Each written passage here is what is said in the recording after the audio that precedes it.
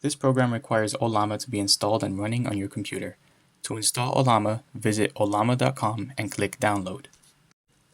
Once you've downloaded the Ollama installer, double-click on the icon or right-click it and select Run as Administrator. The following window will appear. Click Install. Click Install to install Ollama onto your computer. Once the installation is complete, the following window will pop up. You can exit this window for now by clicking the X at the top right corner of the window.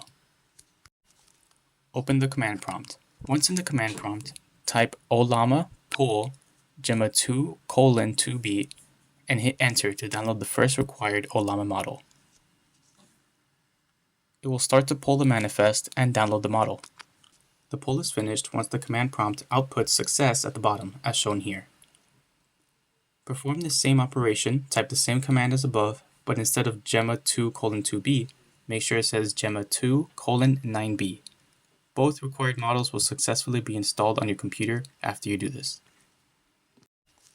Once you run the Patient Topic Analyzer exe file, you will be met with the following window. Click Browse Files and select your source Excel comments file. Make sure the file is in the .xlsx format.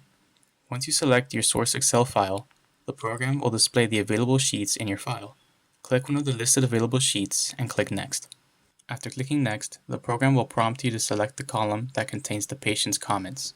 In this example, the column containing the patient comments is called Comments. Once you select the correct column, click Next. You will now be prompted to configure the parameters for the topic analysis. The batch size is how many comments the model processes per batch. It is highly recommended to use the recommended values for each model.